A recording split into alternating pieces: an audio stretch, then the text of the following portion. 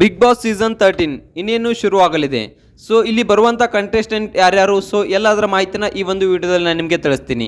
So ಈ ಒಂದು big boss 13ಗೆ ಯಾರ್ಯಾರು ಬರ್ತಾರೆ, ಸೊ ಯಾವ್ಯಾವ ಕಂಟೆಸ್ಟೆಂಟ್ಸ್ ಬರ್ತಾರೆ, ಸೊ ಆಟ ಹೇಗಿದೆ, ಇದೆಲ್ಲದರ ಬಗ್ಗೆ ಸಂಪೂರ್ಣವಾದ ಮಾಹಿತಿನ ಈ ಒಂದು ವಿಡಿಯೋದಲ್ಲಿ ನಾವು ತಿಳ್ಕೊಂಡು ಬರೋಣ ಬನ್ನಿ. ಅದಕ್ಕೂ ಮೊದಲು ನೀವು ನಮ್ಮ ಚಾನಲ್ನ ಸಬ್ಸ್ಕ್ರೈಬ್ ಮಾಡಿಲ್ಲ ಅಂದರೆ ಈಗಲೇ ಸಬ್ಸ್ಕ್ರೈಬ್ ಮಾಡಿ. ಹಾಗೆ ಪಕ್ಕದಲ್ಲಿರೋ ಬೆಲ್ ಐಕಾನ್ನ ಪ್ರೆಸ್ ಮಾಡೋದ್ರ ಮೂಲಕ ನಮಗೆ ಸಪೋರ್ಟ್ ಮಾಡಿ. ನಮಸ್ಕಾರ ಸ್ನೇಹಿತರೆ, ನೀವು ನೋಡ್ತಾ ಇದ್ದೀರಾ ಬಿಗ್ ಬಾಸ್ ಅಪ್ಡೇಟ್. ಈಗಾಗಲೇ IPL ಕ್ರೇಜ್ ಮುಗಿಯುವ ಹಂತಕ್ಕೆ ಬಂದಿದೆ. IPL ಮುಗಿದ ಮೇಲೆ ಜನರಿಗೆ ಇರುವ ಅತಿ ದೊಡ್ಡ ಎಂಟರ್ಟೈನ್ಮೆಂಟ್ ಅಂದರೆ ಅದು ಬಿಗ್ ಬಾಸ್. ಇನ್ನು 1.5 ಅಥವಾ 2 ತಿಂಗಳಲ್ಲಿ ಬಿಗ್ ಬಾಸ್ ಸೀಸನ್ 13 ಅಧಿಕೃತ ಸುದ್ದಿಗಳು ಬರಲು ಶುರುವಾಗ್ತವೆ. ಇತ್ತೀಚೆಗೆ ಯೂಟ್ಯೂಬರ್ SMR ಗೇಮರ್ ಅವರು ಕೂಡ ಬಿಗ್ ಬಾಸ್ ಮಾದರಿಯ ಮತ್ತೊಂದು ಹೊಸ ರಿಯಾಲಿಟಿ ಶೋ ಬಗ್ಗೆ ಮಾತನಾಡ್ತಾ ಇದ್ರು. ಆದರೆ ಬಿಗ್ ಬಾಸ್ ಮೇಲಿರುವ ಕ್ರೇಜ್ ಯಾವಾಗಲೂ ಬೇರೆಯ ಮಟ್ಟದಲ್ಲಿ ಇರುತ್ತೆ ಅಂತಕ್ಕಂಥ ಮಾತನ್ನ ಇಲ್ಲಿ ಹೇಳಿದ್ರು. ಹಾಗಾದ್ರೆ ಈ ಬಾರಿ ಮನೆಯೊಳಗೆ ಯಾರನ್ನೆಲ್ಲ ನಾವು ನಿರೀಕ್ಷಿಸಬಹುದು, ಈ ವಿಡಿಯೋದಲ್ಲಿ ಡೀಟೇಲ್ ಆಗಿ ನೋಡೋಣ ಬನ್ನಿ.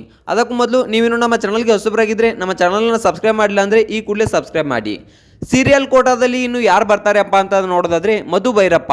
ಬಿಗ್ ಬಾಸ್ ಅಂದರೆ ಅಲ್ಲಿ ಕಲರ್ಸ್ ಕನ್ನಡದ ಸೀರಿಯಲ್ ಸ್ಟಾರ್ಗಳು ಇರಲೇಬೇಕು.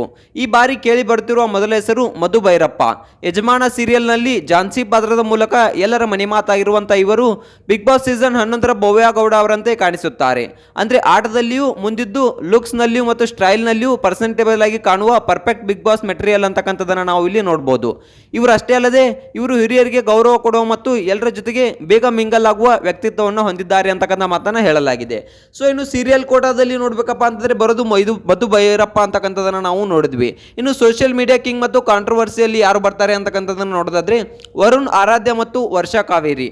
ಸೊ ಹೌದು ಸ್ನೇಹಿತರೆ, ಇನ್ನು ಸೋಷಿಯಲ್ ಮೀಡಿಯಾದಲ್ಲಿ ಹಾಟ್ ಟಾಪಿಕ್ ಆಗಿರುವಂಥ ವರುಣ್ ಆರಾಧ್ಯ ಈ ಬಾರಿ ಬಹುತೇಕ ಪಕ್ಕ ಅಂತಕ್ಕಂಥದ್ದು ಸುದ್ದಿಗಳು ಬರ್ತಾ ಇವೆ.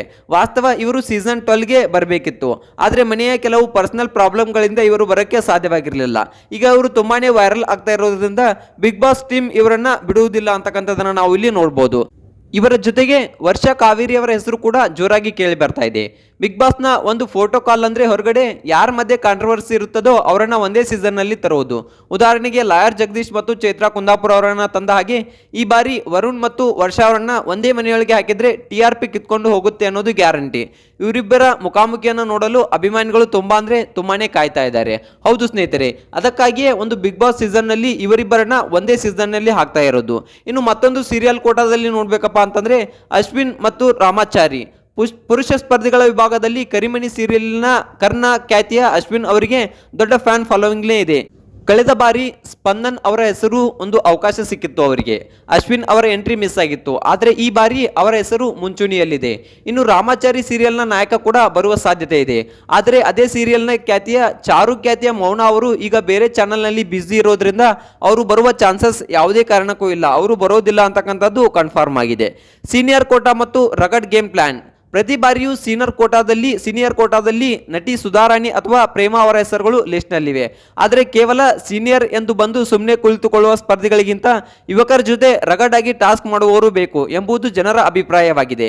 ಸೀಸನ್ 10ರ ವಿನಯ್ ಅಥವಾ ಸಂಗೀತ ಅವರಂತೆ ಏನೇ ಆದರೂ ಪರವಾಗಿಲ್ಲ, ನಾನು ಗೆಲ್ಲೇಬೇಕು ಎನ್ನುವ ಮೈಂಡ್ಸೆಟ್ ಇರುವ ಸ್ಪರ್ಧಿಗಳು ಬಿಗ್ ಬಾಸ್ ಬಂದ್ರೆ ನೋಡಲು ಮಜಾ ಇರುತ್ತೆ.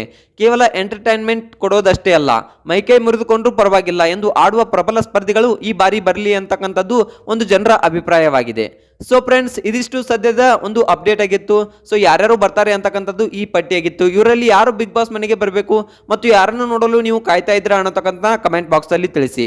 ಈ ಮಾಹಿತಿ ನಿಮಗೆ ಇಷ್ಟವಾಗಿದ್ರೆ ಲೈಕ್ ಮಾಡಿ, ಶೇರ್ ಮಾಡಿ, ಹಾಗೆ ನಮ್ಮ ಚಾನಲ್ಗೆ ಸಬ್ಸ್ಕ್ರೈಬ್ ಮಾಡೋದ್ರ ಮೂಲಕ ಒಂದು ಸಪೋರ್ಟ್ ಮಾಡಿ. ಹಾಗಿದ್ರೆ ಬನ್ನಿ ಸ್ನೇಹಿತರೆ.